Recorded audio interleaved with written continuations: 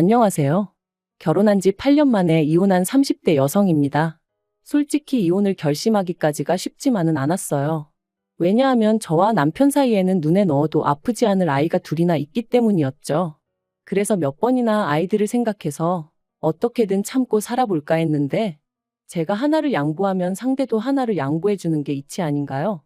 하지만 남편도 그렇고 시댁도 그렇고 사람들이 어쩜 그렇게 탐욕스러운지 이런 사람들인지 모르고 애시당초 가족의 연을 맺었던 제 자신을 탓하는 게 맞을지도요. 남편하고는 고등학교 때부터 알고 지내다가 대학교를 입학한 이후로 교제를 시작했어요.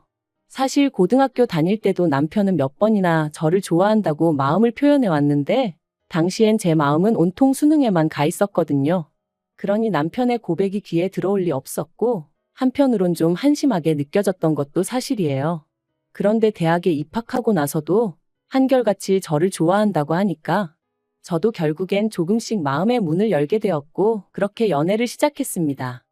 저희가 사귄다고 했을 때 주변의 반응은 젊은 애들이니까 한참 타오를 때니까라며 몇 년이나 가겠나 이런 분위기였던 것 같아요.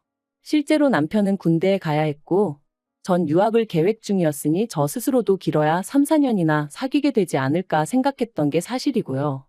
하지만 예상과 달리 저희의 사이는 시간이 갈수록 더더욱 견고해져 갔고 그렇게 자그만치 10년을 만나게 되었습니다. 오래 사귄 커플들을 보면 헤어졌다 만났다 하는 일도 많던데 저희는 그런 것도 없었어요. 그래서 언젠가부턴 주변 사람들도 저희 둘이 결혼하는 건 너무나 당연한 일이라고 생각하는 눈치였고 저 또한 결혼을 하게 된다면 남편과 하는 게 맞다고 생각하게 되었죠. 그런데 그 무렵 일이 터졌습니다. 사실 남편은 대학을 졸업한 이후로 줄곧 아버님과 같이 사업을 하고 있었어요. 아니 정확히 말하자면 아버님이 운영하시는 사업을 나중에 남편이 물려받는 조건으로 아버님 밑에서 일을 배우고 있었죠. 남편은 그냥 다른 사람들처럼 회사에 들어가 직장 생활을 하고 싶다 했었지만 아버님이 남주기 너무 아까운 사업이라 그렇다며 하루는 남편을 어르고 달래기도 하셨다가 또 다른 하루는 윽박지르기도 하셨다가 한마디로 싫다는 남편을 어거지로 끌고 가셨던 거나 다름이 없었어요. 그런데 그렇게 아버님 사업에 남편이 같이 하기 시작하고 얼마 되지 않아서부터 일이 잘 안 풀린다 어쩐다 하는 소리가 들려오더니 급기야 저희가 본격적으로 양쪽 집안에 인사드리고 결혼 허락을 받기 시작한 무렵에는 폐업 이야기가 오갈 만큼 상황이 악화되어 있더라고요. 상황이 이렇다 보니 저는 남편에게 아버님 회사에서 나와 지금이라도 다른 회사를 알아보라고 조언했습니다. 하지만 남편은 자기까지 포기해버리면 아버님이 쓰러지실지도 모른다며 쉽게 결정을 내리지 못하더군요. 그리고 이런 모습을 저와 함께 옆에서 지켜보시던 친정부모님은 우유부단한 남편이 마음에 들지 않는다며 저에게 이 결혼을 꼭 해야 하겠냐 하셨습니다. 헤어지란 소리는 아니지만 그래도 일단은 상황을 지켜보자면서 말이죠. 제가 참으로 어리석었던 게 친정부모님은 사실 저를 생각해서 하신 말씀이셨고 이 세상에 저희 친정부모님보다 저를 더 생각해 줄 사람이 누가 있겠어요. 그런데 그때는 그런 건 생각도 못하고 그저 제가 남편과 얼마나 오랜 세월을 함께 했는지 뻔히 아시는 분들이 그렇게 말씀하신다는 그 사실 하나만 서운하게 느껴져서는 어찌나 친정부모님이 매정하고 독하게만 보이던지요. 뿐만 아니라 목이라도 났던 건지 이런 시기일수록 제가 남편 곁에서 힘이 돼줘야겠다 싶대요. 그래서 제가 남편과의 결혼을 허락해달라고 단식투쟁까지 시작했답니다. 돌이켜 생각해보면 정말 한심하기 짝이 없었어요.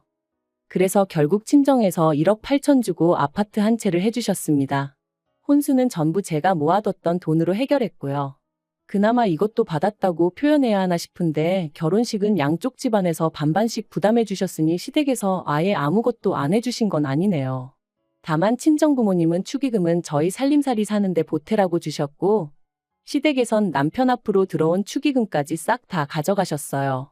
그래도 이마저도 상황이 상황인 만큼 이해하려고 했습니다. 민망해하는 남편에게 별말하지 않았고 결혼 생활 내내 시부모님 앞에서 그때 그러셨잖아요. 하고 말 한마디 해본 적 없어요. 이제 와서 말이지만 저는 저 나름대로 100점짜리 며느리는 아니어도 어머님 아버님이 며느리 잘못 들였다고 타박하실 정도로 못난 며느리는 아니었다고 생각해요. 그런데 사람 마음이라는 게 다 저와 같을 순 없다더니 그래서 그런 건지 시작은 제가 첫째를 낳으면서였어요. 저는 임신 사실을 확인했을 때부터 아들이니 딸이니 그런 건 신경 쓰지 않았습니다. 그저 말 그대로 건강한 아이만 나와줬으면 했죠. 하지만 6개월이 넘어가면서 제가 묻지도 않았는데 의사 선생님께서 분홍색 옷을 준비하시면 되겠네요 라고 아이 성별에 대해 언지를 해주셨고, 저는 이 소식을 친정과 시댁 양가 모두에 알렸습니다. 그런데 양가의 반응이 정말 판이하게 달랐어요. 친정 부모님은 얼마나 귀엽겠냐 뭐 그런 이야기를 하셨다면, 시댁에서는 그래도 첫째는 아들이 나오는 게 좋다면서 저더러 노력을 해보라고 하셨는데 황당하더라고요. 아기 성별이 언제부터 엄마가 노력하면 달라지는 거였나 싶은 게. 그리고 역시나 의사 선생님 말씀대로 저는 딸아이를 낳았습니다. 그리고 그때부터 시부모님은 노골적으로 싫은 티를 내기 시작하셨어요. 20시간의 난상 끝에 제왕절개로 아이를 낳은 제가 산후조리원에서 돌아오기가 무섭게 둘째는 언제 가질 거냐면서 사람을 힘들게 하셨거든요. 그리고는 어차피 힘줘서 낳는 거 조금만 더 노력해보지 그랬냐는 말씀을 하시질 않나. 저희 딸아이를 향해서는 요만한 거 하나 달고 나왔으면 얼마나 좋았겠냐 하시질 않나. 솔직히 막말로 못 배우신 분들이 그러셨으면 오히려 그러려니 했을지도 모르겠습니다. 하지만 저희 시부모님 두 분 다 배울 만큼 배우신 분들이셨거든요. 그런데 그런 분들이 남들 눈을 피해서 노골적으로 손녀는 무시하고 있지도 않은 손자를 찾아대시니 환장할 노릇이대요. 그래서 저도 나중엔 너무 짜증이 나서 3억을 달라고 했습니다. 아들 낳아드리면 3억 달라고요. 그랬더니 시부모님이 네 자식 네가 낳는데 우리가 왜 돈을 주냐며 그건 또 아주 질색을 하시대요. 그러다 작년에 정말 어쩌다 그런 일이 생긴 건지 저도 모르겠습니다만 제가 임신을 했어요. 사실 저나 남편이 더는 아이 계획이 없다 생각하고 수술을 받고 그런 것은 아니었지만 그래도 둘째가 생길 거라곤 상상도 못했는데 서로가 너무 안일했던 탓이었겠죠. 아무튼 그래서 얼결에 둘째를 가졌습니다. 그리고 비록 계획한 임신은 아니었지만 그렇다고 지운다던가 그런 생각은 아예 해본 적이 없어요. 그래서 양가 부모님께 조심스레 제 임신 소식을 알리니 아니나 다를까 친정에서는 제 몸이 상할 것을 가장 먼저 걱정하셨습니다. 첫째 때도 워낙 고생 끝에 출산을 했었고 그때 이미 친정 부모님은 이러다 딸을 잃는 건 아닌가 그런 생각까지 드셨다고 했거든요. 그래서 사실 친정어머니는 아닌 게 아니라 저더러 둘째를 꼭 낳아야겠냐는 말씀도 하셨네요. 당신은 손주도 좋지만 당신 배 아파 낳은 제가 제일 중요하다며. 하지만 제가 괜찮다고 했어요. 제 성격인지 아니면 모성애란 게 그런 건진 모르겠지만 임신 사실을 알게 된 이후로는 한순간도 뱃속에 아이를 포기한다는 생각은 아예 상상조차 할 수 없었거든요. 아무튼 반면에 시댁에서는 아니나 다를까 이번엔 아들이어야 한다는 말씀부터 하셨습니다. 이번에도 아들이 아니면 어쩌냐 하는 우려 섞인 말씀도 잊지 않으셨지요. 그리고는 이번에도 저더러 고기를 많이 먹으라는 등 항상 왼쪽으로 누워 자라는 등 지금 다시 생각해도 아주 깝깝한 소리만 골라 하셨다니까요. 그리고 저는 다행이라고 해야 할지 올해 초 건강한 남자아이를 출산했습니다. 그러자 첫째 때와는 달리 시댁에서 정말 시쳇말로 좋아 죽으시더라고요. 이제 어디 가서 기죽을 일은 없겠다면서 이제 마음이 든든하다 하시면서 말이죠. 그리고는 기껏 덧붙이시기를 아마 첫째 때는 정성이 부족해서 딸을 낳았던 게 아닌가 싶다며 이것 보라고 간절히 바라면 다 이루어지는 법이라나요? 솔직히 듣는 내내 짜증나고 황당하고 어이가 없었지만 좋은 게 좋은 거다 생각하고 네네 하고 말았네요. 그런데 아버님께서 생각지도 못한 말씀을 꺼내셨습니다. 제가 말했던 3억을 주시겠다는 거였죠. 제가 남편과 결혼하고 몇 년 동안 아버님과 남편이 하던 사업은 가까스로 위기를 극복해냈었어요. 비록 코로나 때 다시 주춤하던 시기도 있었지만 최근에는 전성기 때만큼은 아니더라도 꽤나 잘 풀려가고 있었고요. 하지만 시부모님이 3억을 턱하고 내주실 만큼 상황이 좋아진 줄은 꿈에도 생각을 못했기에 솔직히 당황스럽기도 했지만 한편으론 저도 사람인데 당연히 기분이 무척이나 좋았네요. 그런데 이후로 아버님이 말씀하시기를 그렇다고 3억을 현찰로 주긴 좀 그렇다 하시더니 그러면 그렇지. 아버님이 소유하고 계시던 빌라가 한 채 있었는데 그게 시가로 7억 정도 한다는 거예요. 그리고 저희가 살고 있던 친정아버지가 해주신 아파트는 어느덧 값이 올라 4억 정도 했었거든요.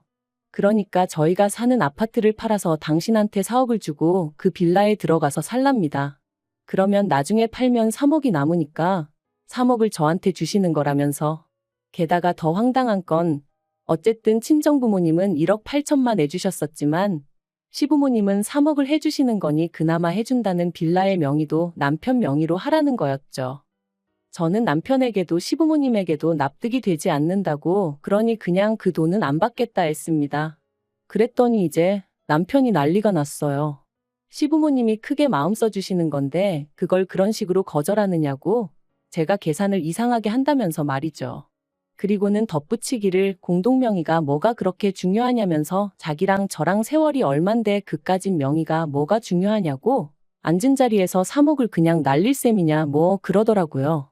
하지만 제 입장에선 솔직히 아버님은 7억이라지만 집이라는 게 원래 엉덩이 밑에 깔고 앉아 있는다고 돈 되는 게 아니잖아요. 그것도 누가 사줘야 돈인 거고. 그리고 7억도 뭐 누가 정말 7억을 줘야 주는 거지. 반면에 아파트는 그래도 빌라보단 거래도 투명하고 시세 파악하기도 유리했으니 아무튼 여러모로 따져봐도 제가 굳이 제 아파트를 팔아 그 돈을 시부모님한테 들여가면서까지 시부모님 소유의 빌라로 들어갈 필요는 없겠다 싶었죠. 그리고 말이 나왔으니 말이지만 그렇게 빌라를 저희에게 파셔도 어디 가서 저희한테 돈 받고 팔았다고 말씀하실 분들이 아니었어요. 아마 어디 가서든 말 나오면 7억짜리 집을 저희에게 줬다 그렇게만 말씀하셨을 거예요. 안 봐도 뻔한 이야기였죠. 그래서 그냥 더는 설명할 이유도 없다 싶어 안 받을 거라고 했던 거고요. 그런데 남편은 그 돈이라고 해야 하나 집이라고 해야 하나 아무튼 도무지 포기할 수가 없는 모양이었습니다. 저를 어르고 달래도 보고 저한테 속상하다며 짜증도 내고 사실 사업이 안 될 때는 아버님이 남편 월급을 몇 번이나 나중에 주겠다며 미루신 적도 있었고 그래서 몇 달 동안 남편이 가져다주는 생활비는 구경도 못한 채 오로지 제가 번 돈으로 살아야 하는 순간도 있었지만 그래도 어찌저찌 잘 견뎌냈습니다. 저희 살림살이에 사사건건 간섭하려 드시는 것도 또 언제 손자를 안겨줄 거냐는 구박 섞인 불평도 가까스로 잘 참아냈고요. 그런데 이제 와서 3억을 빌미라고 해야 하나. 아무튼 3억을 가지고 사람 기분을 있는 대로 잡쳐놓으니 더는 참을 수가 없었습니다.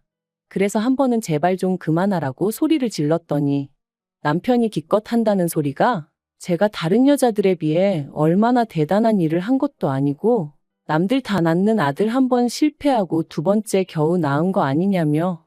그런데도 어머님 아버님은 그걸로 저를 꾸짖기는커녕 오히려 돈을 주겠다 하시는데 저더러 그 와중에도 욕심을 내냐면서 그렇게 욕심이 사나우면 애들이 뭘 보고 크겠냐대요.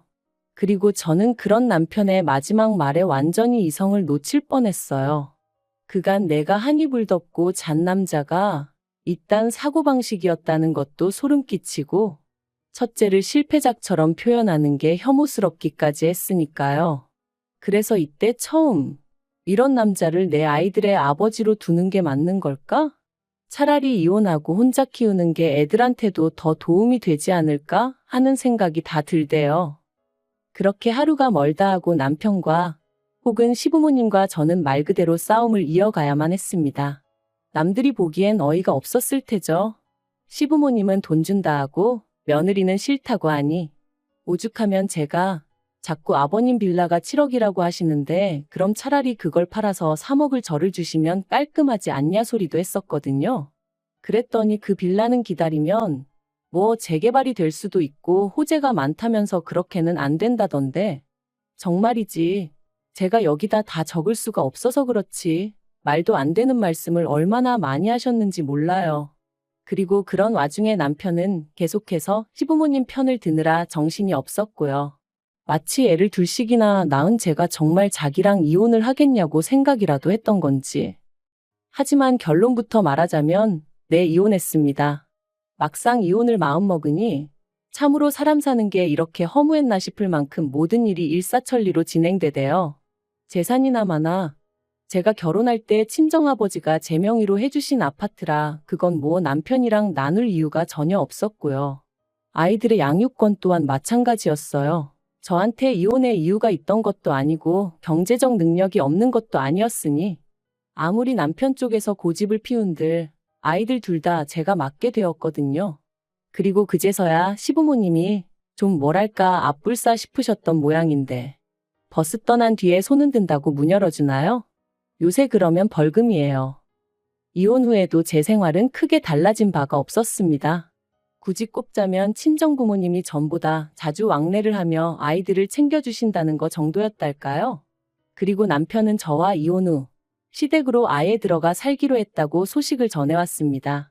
아주 저 보란듯이 아버님 사업을 자기가 세계 1등으로 만들 거라며 후회하게 만들어주겠다길래 꼭 그렇게 해달라 했어요. 저한테는 좋을 게 없지만 그래도 애들 입장을 생각하면 아빠가 망하는 것보단 잘 되는 게 나은 거니까요. 주변에 보면 말도 안 되는 상황에서도 아빠 없이 애들을 자라게 하기 싫다며 바보같이 참고 사는 여자들이 있던데 절대로 그러지 말라는 말을 꼭 해주고 싶어요. 누가 당신 인생을 대신 살아주는 것도 아닌 만큼 결단을 내려야 하는 순간에는 사소한 한두 개의 사실에 얽매이지 말고 주체적으로 결정을 내리고 자기만의 길을 개척해 나가라고 말이죠. 그리고 한 가지 더 말하고 싶은 건 남편이나 시부모님이나 동계산 그따위로 하지 말라는 거예요. 눈 가리고 아웅도 아니고 내가 무슨 3살 먹은 어린애인 줄 아나. 도둑놈 심보가 따로 없던데 인생 그렇게 살지 말아요.